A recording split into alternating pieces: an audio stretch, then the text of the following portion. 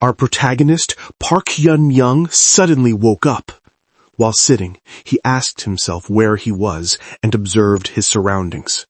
He saw the electric fan, along with his other belongings, and realized he was inside his room. That's when he thought that he probably fell asleep after playing for long hours. Yes, perhaps he really fell asleep while playing, because it was impossible for that dream to be real. He laughed while saying that his life wasn't a web novel, so maybe it was just a dream that he entered the game. But while thinking about how real his dream felt, he suddenly froze, because he saw a piece of gold and a small container on top of his desk. He picked up the piece of gold and examined it carefully. He couldn't believe it.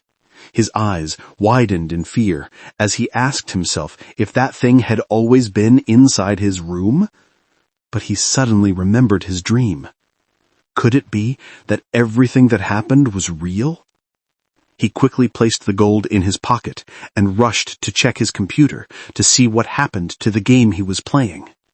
But on his monitor, the message displayed was, "This page does not exist."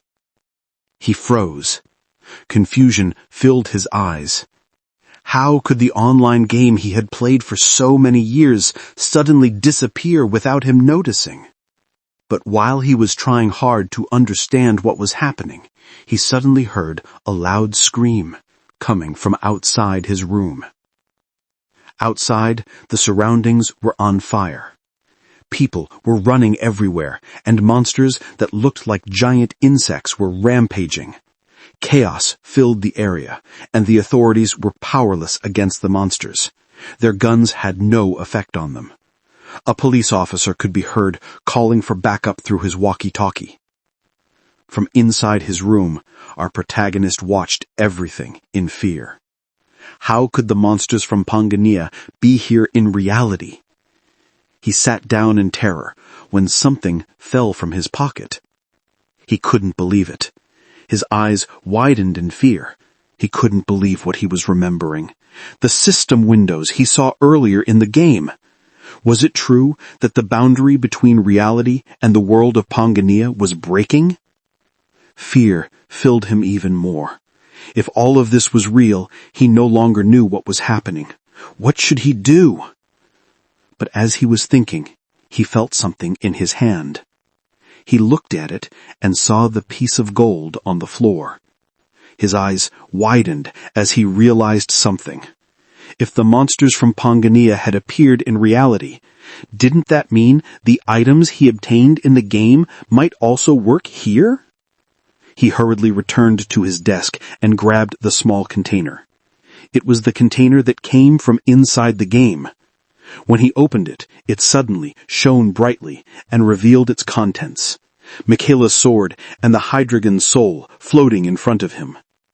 He held the Hydreigon's soul, wondering how he could use these items in reality, because in the game he only needed to double-tap them.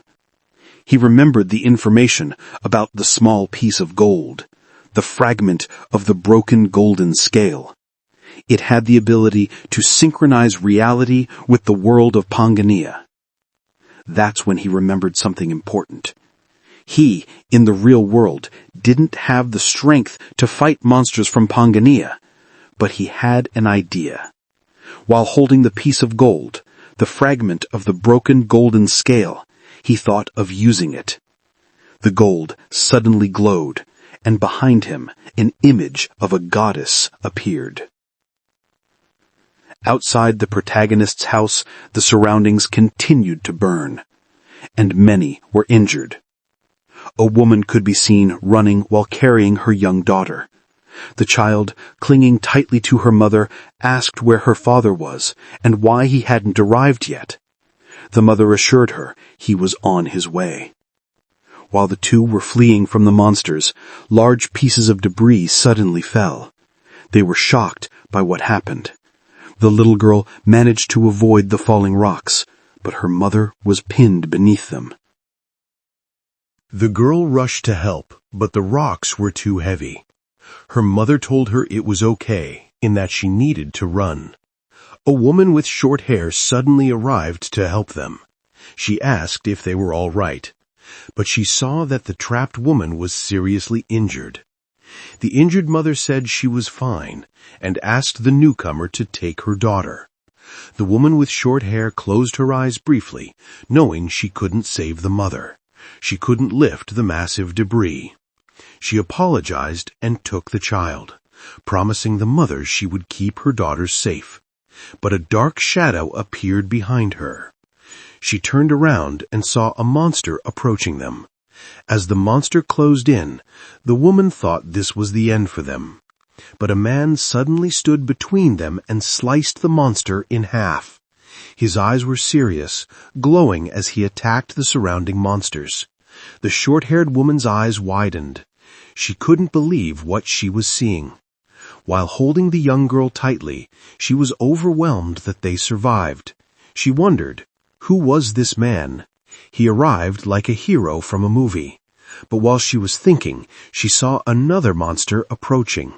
She shouted to warn the man, but instead of moving, the monster was suddenly attacked by something even larger. She looked up, confused. A 9-headed dragon was behind the man who had saved them. She saw the man standing on one of the dragon's heads, telling it not to move. The woman stared, questioning if she was dreaming. But the little girl suddenly ran toward her mother. Others nearby saw what happened and rushed to help. The short-haired woman turned back and saw the man continuing to fight off the monsters. Monsters began appearing across different parts of the world, not just in Korea. As they appeared, they immediately attacked people and destroyed everything around them. Many died and were injured.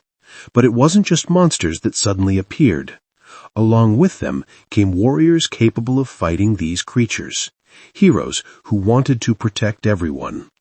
The once normal world was now changing, and a new era was approaching. A man watched the news on his phone, unable to believe what he was seeing. Warriors were appearing everywhere. Fools, they're wasting their fragment of the broken golden scale. A man with the player name Massacre stared seriously at the fragment he held. He said that now he was certain. The real world and Pangea had begun merging. Gripping the gold tightly, he told himself that if reality and Pangea truly became one, then during the chaos, everyone would become enemies. Whoever collected the most fragments of the broken golden scale would gain greater power and become the main heroes of that era. He looked at a system window displaying the ranking that hadn't changed in 2 years. But now it finally shifted. The top ranker had reached 220 points. He looked closely at the name, Randolph, with 220 points. Was this Randolph the same person they knew as Phantom? Phantom, also called Ghost, was a player whose real name no one knew.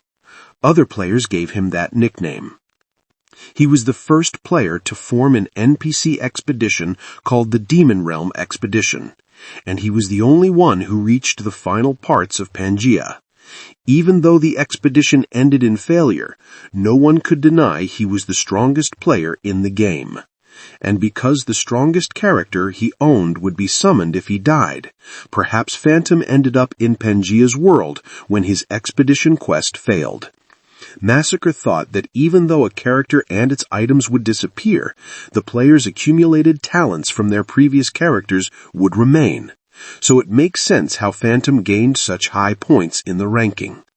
Our protagonist suddenly woke up. Yes, it was Randolph inside Pangea. While in the bathtub, he thought about everything that happened. The monsters from Pangea had appeared in reality, as well as the characters of its players. Now the truth was becoming clearer to him. With his previous character, he nearly reached the end of the game through the Demon Realm expedition, but NPC mercenaries hindered his progress, and even their own NPC allies betrayed them. Randolph wondered if those obstacles were actually caused by other players like him, players who didn't want the game to reach its end and saw him as an enemy. While walking, Randolph thought that these players had targeted him before, so the possibility was high that it would remain the same now. And if the boundary between reality and Pangea completely disappeared, he couldn't just hide after logging out. He knew he had to grow stronger as fast as possible. Meanwhile, Isabella asked Randolph if he was done talking to the stars.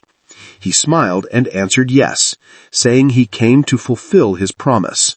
But Randolph said he had one condition. Isabella turned to him and dismissed the servants. When they left, she asked what his condition was. Isabella's eyes widened when he told her to bring him to a place called the Sanctuary. She asked if he had gone mad, but Randolph simply stood there thinking that the second main quest was to obtain a class. He smiled and told Isabella that there was a star at that place. But what he didn't say was that the class he wanted could also be found there. You can hear Isabella's slow footsteps echoing through a hallway, while the bodies of her enemies were left behind along her path. Her eyes were serious, and it seemed like killing was nothing to her. Meanwhile, Randolph simply stood there, watching Isabella walk. In his mind, it only took Isabella a few minutes to finish all the guards. There was no one more reliable than her. Let's go back to the time when Isabella and Randolph were talking. Isabella was shocked by what Randolph said. She couldn't believe what she heard.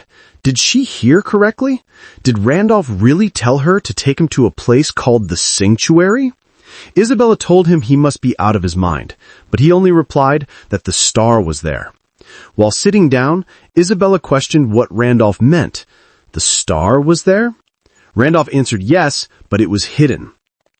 In Randolph's mind, he remembered accidentally discovering the so-called fourth star while he was playing his old game character, and he believed he was the only one who knew its exact location. He told Isabella that to lift the curse on him, he needed something called the Blessing of the Stars, so he had to obtain it. Isabella was terrified of what Randolph wanted to do, and you could see the fear on her face. She said the sanctuary was a place that couldn't be entered by just anyone, and if anyone found out she secretly brought someone inside, she could... But before Isabella could finish, Randolph stopped her and said, "But you can go inside that place." He added that they were running out of time, and Isabella needed to think about what he said immediately. This was the only way to escape the desert prison they were trapped in.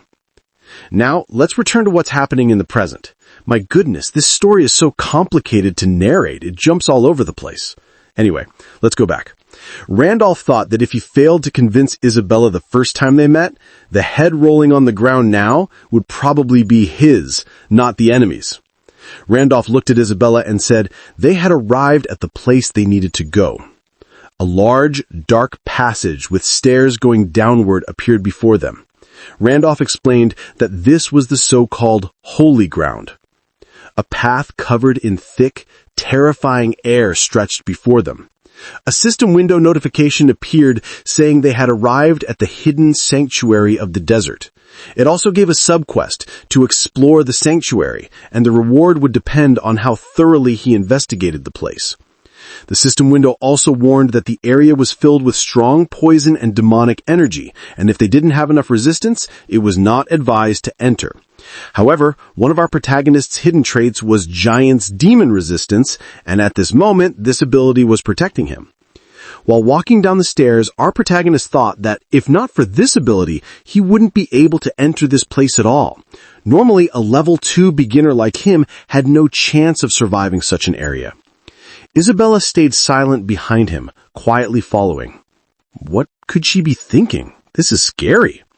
Randolph thought that if he let Isabella go first and simply let the subquest finish normally, the reward he would get would still be fine. Randolph continued descending, but at this moment, the subquest and the reward weren't what mattered to him. Because in this place, what was more important was the hidden character class located here. And we still don't know what class that is. Why won't Randolph just tell us already? He's such a cliffhanger. But as they walked, Isabella suddenly reacted in shock to what she saw. She didn't know what to do. A wide and deep canyon stretched out before her. The fierce wind could be felt all around, and at the end, a small, distant light could be seen. Maybe that was the exit, but the only way to reach it was by stepping across several separated platforms scattered across the canyon. Isabella probably wondered what kind of parkour nightmare they had to do just to cross. She closed her eyes in frustration and sighed deeply. It was clear on her face how annoyed she was. She was probably thinking what kind of nonsense Randolph is dragging her into now.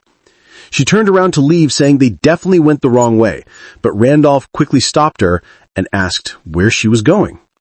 Isabella glared at Randolph and said the path ahead was a trap.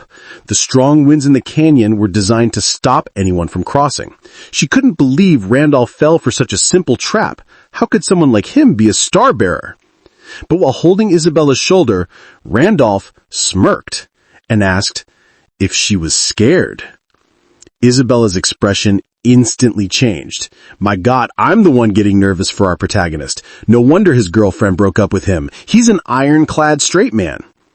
Isabella's eyes widened at his words. The air around her almost turned red with anger. Why am I getting scared in this moment? I have nothing to do with this. I'm just narrating. Randolph continued talking and said Isabella was actually scared. This irritated Isabella even more, and she replied the word fear did not exist in her vocabulary because she was known as the Snake Princess. But meanwhile, I'm narrating this whole thing, and the word fear was typed in bold and capital letters, so why am I getting dragged into this? Isabella remained standing still, but you could see on her face that, wait, does she actually look scared? But she insisted the chance of this being a trap was high. And as fate would have it, yes, it just so happened that she also had a cramp in her foot. So our protagonist sat down and said they had no choice. He would carry Isabella, the Snake Princess.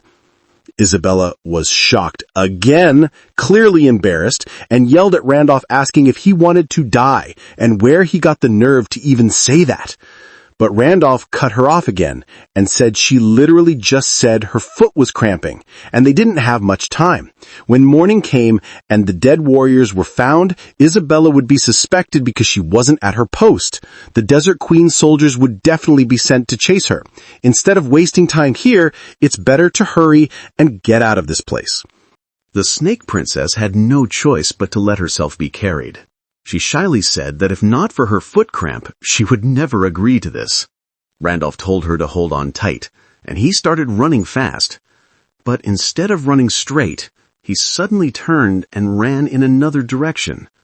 Isabella panicked because Randolph was heading the wrong way. She shouted that there was no path ahead and only a cliff, but it was too late. Randolph had already jumped, unfortunately with Isabella still in his arms. But at that moment, Randolph's eyes glowed and his hidden trait, Mutant, activated.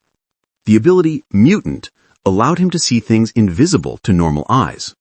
Isabella was shocked as Randolph continued running on an area where there should be no path at all. She muttered that there really was a secret path ordinary eyes couldn't see.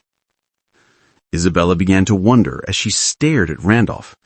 How did this man know there was a hidden path here, while she, the Snake Princess, second highest authority in Faisalmar, didn't know?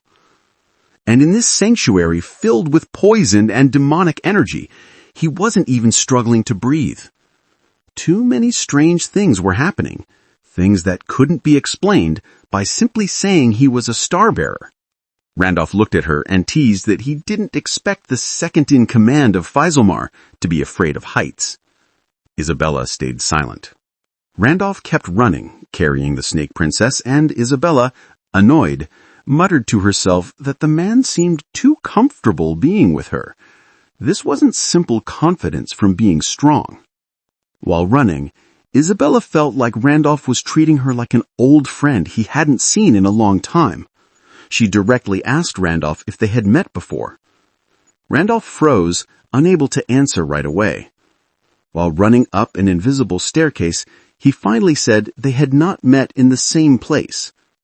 Isabella didn't understand and asked what he meant. Randolph answered, "I've seen you before, but you haven't seen me." Wait, now I'm confused. And how were they suddenly standing still right now? A moment ago, they were still running.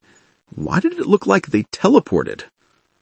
The entire area was filled with light, and lightning-like flashes surrounded them. And suddenly, they were standing on a wide plain.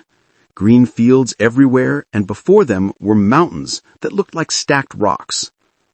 Randolph looked around. He understood exactly what was happening. The entire place was surrounded by a domain barrier, and only those who followed the correct path could see this place. At this moment, something came to his mind. While our protagonist was thinking, a red light suddenly appeared and the huge rocks started moving. The rocks stood up, surrounded by a red aura. Creatures made of stone. On their chests glowed a red circular core. Golems. Randolph observed them and told himself that at this moment, the guardian of the place was a golem. Based on the symbols on its chest, he guessed they were upper tier level. With his current level, a single hit from one of these would kill him instantly. He glanced at Isabella and jokingly asked if her foot cramp was gone. Isabella, still irritated, answered that he never stopped talking. It would be better if he just stayed quiet and watched. The golems suddenly charged toward the two and tightened their fist, preparing to attack. A fast, powerful punch was launched straight at Isabella. Wait, why at Isabella and not Randolph? Is this plot armor again for the protagonist? But Isabella simply stood there and didn't even bother reacting.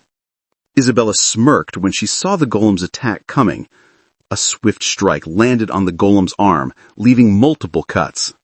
A bright flash followed, and the golem shattered into pieces, while Isabella remained standing, dagger now in hand. She glanced at Randolph and said it would be over soon. Wow, why does the Snake Princess look more like the real main character? Isabella dashed forward with her weapons drawn. She quickly reached the golems, who immediately noticed her approaching. But the golems had no chance against the Snake Princess. She swiftly attacked, slicing them apart and effortlessly dodging their blows as if she was just strolling in a park. Our protagonist could only grin as he watched Isabella, thinking that even though her character class was assassin, she fought like a warrior. She was really impressive to watch, especially since he himself had created and leveled her character in the game long ago. The golems were sliced into pieces by the Snake Princess, and when Isabella finished attacking and paused in a pose, the golems shattered and scattered everywhere. Randolph muttered that this must be the true power of a level 8. One by one, the golem fragments fell around Isabella as Randolph looked at the system window that appeared. It notified him that he could now obtain the Golem Maker class. It asked if he wanted to accept the class or not. Randolph was shocked that the system counted the enemies Isabella defeated as his. Yeah, why is that? More protagonist halo? In the game Pangenia, summoner-type classes were rare, so a Golem Maker was a pretty good class. And in terms of class ranking, it was considered high tier. But even though it was strong, it wasn't the class Randolph wanted, so he declined it. Because the one that could give him the class he truly desired was still ahead. A terrifying aura suddenly filled the area. Isabella felt it immediately and prepared for what was coming. Before them appeared a horrifying figure, surrounded by a strong and fearsome area. A mountain-sized being covered in symbols stood before them, shrouded in dark and terrifying energy. Randolph looked up at it, telling himself that it finally appeared. The being known as the Greater God who guards the star had shown itself. A gigantic snake stood before Randolph, staring directly at him. It was so enormous that calling it a snake didn't feel right anymore. Better to call it a serpent. Wait, is there even a difference between a serpent and a snake? I'm not sure, but this serpent was massive, looking straight at our protagonist, and Randolph simply looked back at it without fear, while Isabella also stared, holding her 2 daggers. They all looked at each other, Randolph, Isabella, and the giant serpent known as Ancient King Dramit. A system window appeared, reminding him that his character level was far too low compared to the recommended level 10 for the sanctuary.